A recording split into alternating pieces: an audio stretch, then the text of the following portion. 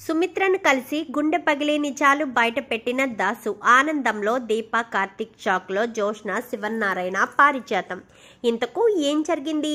అసలు సుమిత్రను కలిసి గుండె పగిలే నిజాలు దాసు ఏం బయట పెట్టాడు? ఏ విషయం చెప్పను అని చెప్పి జోష్నకు మాట ఇచ్చాడు కదా, మరి మాట దాటి దాసు నిజాలు బయట పెట్టడం ఏంటి? అసలేం జరిగిందనేది వీడియోలో చూసి తెలుసుకునేద్దాం. కార్తీక దీపం, ఇది నవ వసంతం. అప్కమింగ్ ఎపిసోడ్స్లో ఏం జరగబోతుందో ముందుగా తెలుసుకోవాలి అనుకుంటే వీడియోని లైక్ చేయండి, ఛానల్ని సబ్స్క్రైబ్ చేసుకోండి, పక్కనే ఉన్న బెల్ సింబల్లో ఆల్ పై క్లిక్ చేయండి. ఎలా చేయడం వల్ల అందరికంటే ముందుగా చూడవచ్చు.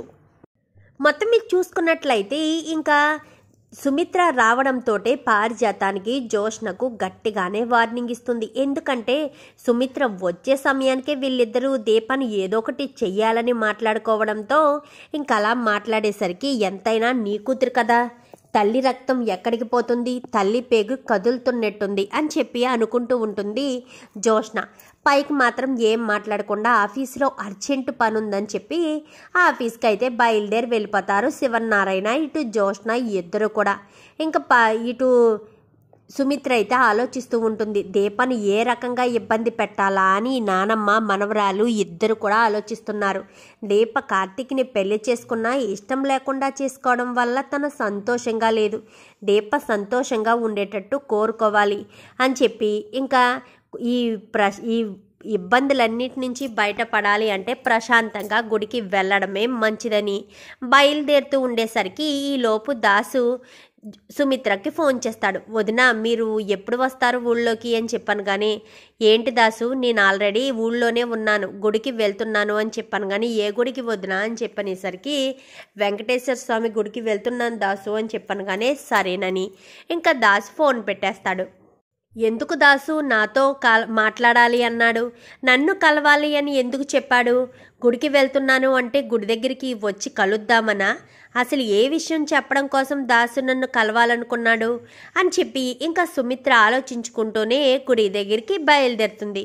ఇంకా అలా గుడి దగ్గరికి బయలుదేరేసరికి ఏంటమ్మా ఈ మధ్య కనిపించడం లేదు అనగానే, లేను పూజారి గారు, ఊరు వెళ్ళాము, నిన్ననే వచ్చాము అని చెప్పనేసరికి, అవునా సరేనమ్మా, ఎవరి పేరు మీద అర్చన చేయించమంటారు అనగానే, మా కుటుంబం అంతా బాగుండాలని ఆ స్వామివారి పేరు మీదే అర్చన చేయించండి, నా కూతురు మనసు మార్చుకుని పెళ్ళికి ఒప్పుకునేటట్టు చేయించండి అనగాని, అలాగేనమ్మా, అందరు మంచి కోరుకునే మీకు ఖచ్చితంగా మంచి జరుగుతుంది, మీరు ఈరోజు ఏదో శుభవార్త వింటారని నా మనసు కనిపిస్తుందమ్మా అని చెప్పనేసరికి, మంచిదే కదా పంతులు గారు, శుభవార్త అయితేని అని చెప్పి ఇంకా పంతులు గారు పూజ చేసిన తర్వాత, ఇదేంటి దాసు వస్తానని చెప్పాడు ఇంకా రాలేదు అని అనుకుంటూనే పూజ మొత్తం పూర్తి అయిపోయిన తర్వాత బయటకు వచ్చి మెట్ల దగ్గర కూర్చుని ఆలోచిస్తూ ఉంటుంది సుమిత్ర అయితే.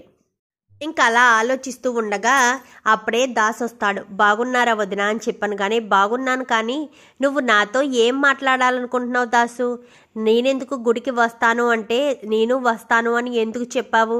అసలు ఏ విషయం గురించి మాట్లాడాలనుకుంటున్నావు అని చెప్పాను కానీ, మీరు ఊళ్ళో లేనప్పుడే నాకు ఒక విషయం తెలిసింది వదిన, ఆ విషయం మీకు అన్నయ్యకి చెప్పాలన్న ఉద్దేశం మీదే నేను ఇంటికి వచ్చాను. ఇంటికి వచ్చానే కానీ ఆ మాట నా నోటు దాటి బయటికి రాలేకపోయింది. కానీ నేను ఎవరికైతే ఆ విషయం తెలియకూడదనుకున్నానో ఆ వ్యక్తికే తెలిసిపోయినా నేను మాట ఇవ్వాల్సి వచ్చింది. కానీ ఇప్పుడు ఆ వ్యక్తికి ఇచ్చిన మాటని తప్పి మరీ నీకు నిజం చెప్పాలని అనుకుంటున్నాను అనగానే, అసలు ఏం మాట్లాడుతున్నావు దాసు? నీకే విషయం తెలిసింది? ఏ వ్యక్తికి మాట ఇచ్చావు? మాట దాటి నాకు ఎందుకు చెప్పాలనుకుంటున్నావు? అసలు ఏంటా విషయం అని చెప్పాను కానీ, నీ కూతురు జోష్న గురించి వదినా అని చెప్పనేసరికి, జోష్న గురించి ఏం తెలిసింది దాసు అని చెప్పాను కానీ, జోష్న నీ కడుపున పుట్టిన నీ కూతురు కాదన్న విషయం నాకు తెలుసు వదినా అని చెప్పనేసరికి, ఏం మాట్లాడుతున్నావు దాసు? జోష్న నా కూతురు కాకపోవడం ఏంటి అనగాని, మీ కూతురు అని ఇన్ని సంవత్సరాల నుంచి మా అమ్మ మిమ్మల్ని నమ్మిస్తూ వచ్చింది. నిజానికి మీ కన్న కూతురు జోష్న కాదు, జోష్న నా కన్న కూతురు అని చెప్పనేసరికి ఒక్కసారిగా సుమిత్ర చేతిలో ఉన్న ఆ పూజా సామాగ్రి వేసుకుని అది కాస్త కింద పడేస్తుంది.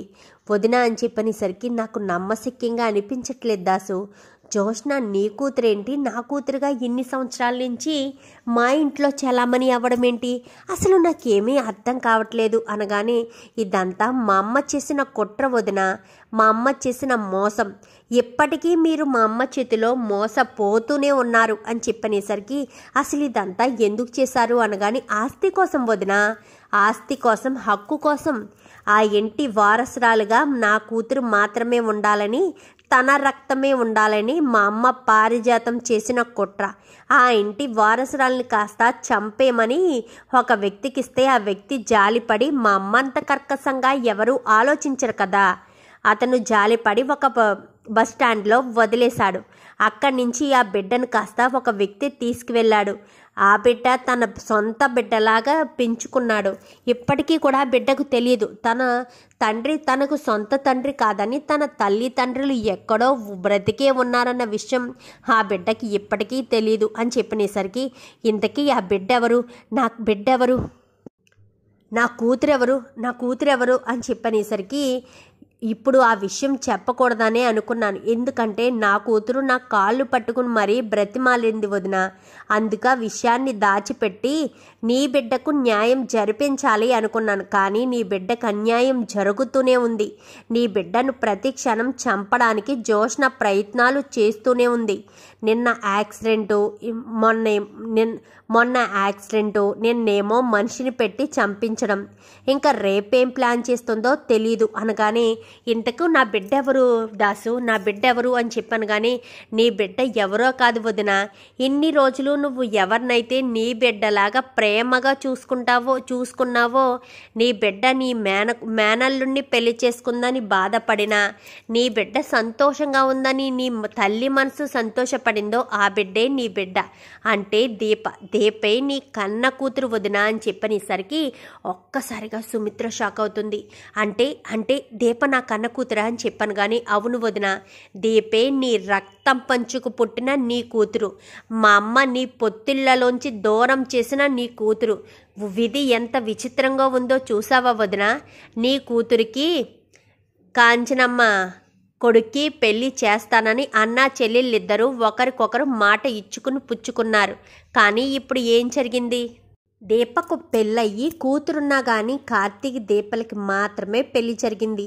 నా కూతురికి ఎన్నిసార్లు కార్తీక్తో పెళ్లి జరిపించాలన్నా పెళ్లి జరగలేదు కదా అని చెప్పనేసరికి, ఇప్పుడు ఏం చేయాలో అర్థం కావట్లేదు దాసు. దీపను చంపాలని ప్రయత్నిస్తుంది అందుకేనా అనగానే, అవునొదిన, నేనే జోష్నకు చెప్పాను. జోష్న ఇంటి వారసురాలు కాదన్న విషయమూ తెలుసు, దీపే ఆ ఇంటి వారసురాలన్న విషయమూ తెలుసు. ఇటు కార్తీక్ని దక్కించుకోవడానికి దీప బ్రతికుంటే ఎప్పటికైనా నేను మనసు మార్చుకుని నిజాన్ని బయట పెట్టేస్తానేమోనన్న భయంతో దీపను చంపడానికి ప్రయత్నిస్తుంది. ఎట్టి పరిస్థితుల్లోనూ జోష్నను వదిలిపెట్టకూడదు వదిన, నా కూతురని కాదు, ఇంత దుర్మార్గంగా మనుషుల ప్రాణాలు తీయడానికి కూడా వెనకాడట్లేదు ఆ నానమ్మ మనవరాళ్ళిద్దరూనని చెప్పనేసరికి, వదిలిపెట్టను దాసు, ఎలా వదిలిపెడతాను, నా కూతురు జోలికి వస్తే ఎవరిని వదిలిపెట్టను అని చెప్పి నేరుగా ఇంటికి వెళ్తుంది సుమిత్ర. ఇంటికి వెళ్ళడంతో ఎక్కడికి వెళ్ళా సుమిత్ర అంటూ దశరథ్ అడిగేసరికి, దశరథ్ కాస్త నిజం చెప్పడంతో ఒక్కసారిగా దశరథ్ షాక్ అవుతాడు. నువ్వు చెప్పేదంతా నిజమేనా అని చెప్పాను. కానీ నాకు ఇప్పుడే దాసు చెప్పాడండి అంతా నిజమే అని చెప్పనేసరికి, ఇంకా శివనారాయణకి ఫోన్ చేస్తాడు దశరథ్. అయితే ఒక్కసారి అర్జెంటుగా ఇంటికి రా నాన్న అని చెప్పాను. కానీ మీటింగ్లో ఉన్నారా అని చెప్పనేసరికి, అర్జెంటుగా ఇంటికి రా నాన్న, మన ఇంటికి సంబంధించిన ఒక రహస్యం ఒకటి చెప్పాలి, నువ్వు మాత్రమే ఇంటికి రా, జోష్నను కానీ పిన్నిని కానీ తీసుకురావద్దు అని చెప్పనేసరికి, సరే అని ఇంకా శివనారాయణ కాస్త ఇంటికి వస్తాడు. ఇంటికి రావడంతో నిజాన్ని బయట పెట్టడంతో ఒక్కసారిగా శివనారాయణ షాక్ అయిపోతాడు. దీప మన ఇంటి వారసురాలు, ఇన్ని రోజులు ఆ విషయం తెలియక దీపను ఎన్నో మాటలు అన్నాను, ఎంతగానో బాధ పెట్టాను అంటూ ఇంకా శివనారాయణ చాలా బాధపడతాడు. బాధపడకండి మామయ్య గారు, ఇదంతా మీకు తెలియకే చేశారు కదా, తెలుసుంటే చెయ్యరు కదా, జోష్నే మన ఇంటి వారసురాలని ఎన్ని రోజులు మనం భ్రమపడ్డాము, అసలు మన ఇంటి వారసురాలు ఎవరన్న విషయం తెలిసింది కదా, ఇప్పుడు ఏం చేద్దాం మామయ్య గారు అనగానే, ఏం చేస్తాం సుమిత్ర, వెనక ముందు ఆలోచించకుండా, మంచి చెడు కూడా ఆలోచించకుండా పుణ్యం పాపం అని కూడా అనుకోకుండా నిర్దాక్షిణంగా వాళ్ళిద్దరినీ బయటకి గెంటేయడం తప్ప మనం వేరే ఆప్షనే వెతుక్కోనవసరం లేదు. ఇంత కుట్ర చేస్తారా నానమ్మ మనవరాళ్ళిద్దరూ? నానమ్మ తెలిసే చేసిందనుకో, మనవరాలకి తెలిసిన తర్వాత అయినా తనేమన్నా తగ్గిందా? ఏకంగా దీపని చంపడానికి వెనకాడట్లేదు. అంటే ఇంటి వారసురాలు తిరిగొస్తే తిను అనుభవిస్తున్న లగ్జరీ అంతా పోతుందనే కదా. లగ్జరీ లైఫ్ కోసం ఒక ప్రాణాలు తీయడానికి కూడా వెనకాడట్లేదు అని చెప్పి ఇంకా శివనారాయణ అనేసరికి ఇంక ఈ లోపు నానమ్మ మనవరాళ్ళు ఇద్దరు కూడా ఇంట్లోకి వస్తూ ఉంటారు. ఇద్దరూ అక్కడే ఆగండి అని చెప్పి ఇంకా సూట్ కేసులు రెండు కూడా వాళ్ళ కాళ్ళ దగ్గరికి విసిరేసేసరికి ఏం జరిగింది తాత అనగాని, ఎవరే నీకు తాత? ఎవరిని తాత అని పిలుస్తున్నావు? నువ్వేమన్నా నా ఇంటి వారసురాలువా? నా రక్తం పంచుకు పుట్టిన నా కొడుకు కూతురువా అని చెప్పనేసరికి ఏమైంది తాత అనగానే, నిజం తెలిసింది. నువ్వు పారిజాతం మనవరాలువని, దాసు కూతురువన్న విషయం నాకు తెలిసింది. నా మనవరాలు ఎవరో కూడా నాకు తెలుసు. దేపే నా ఇంటి వారసురాలు. నువ్వు ఎప్పటికీ ఇంటి వారసురాలు కాదు కదా. ఈ ఇంట్లో అడుగు పెట్టడానికి కూడా నీకు ఎలాంటి అర్హత లేదు అని చెప్పి ఇంకా శివనారాయణ అనేసరికి, ఇన్ని రోజులు నేను ఇంటి వారసురాలుగానే కదా బ్రతికాను అని చెప్పాను. కానీ అది నీ నానమ్మ నన్ను మోసం చేసిందే. గత 25 సంవత్సరాల నుంచి మా కుటుంబంలో వాళ్ళందరినీ మోసం చేస్తూనే వచ్చింది.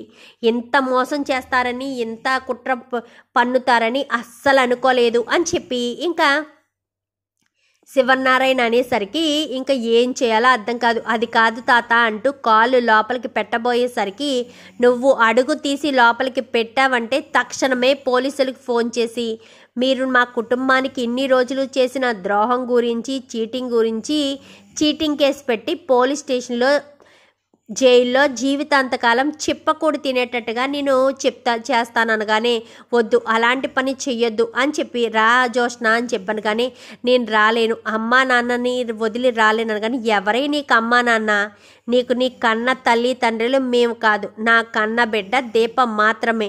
నువ్వు ఎప్పటికీ పరాయి బిడ్డవే అని చెప్పి ఇంకా సుమిత్ర అనేసరికి జోష్నకి ఏం చేయాలో అర్థం కాదు. చూద్దాం మరి రాబోయే ఎపిసోడ్స్లో ఏం జరుగుతుందో. వీడియో నచ్చితే లైక్ చేయండి, ఛానల్ని సబ్స్క్రైబ్ చేసుకోండి, పక్కనే ఉన్న బెల్ సింబల్లో ఆల్ పై క్లిక్ చేయండి. ఎలా చేయడం వల్ల అందరికంటే ముందుగా చూడవచ్చు.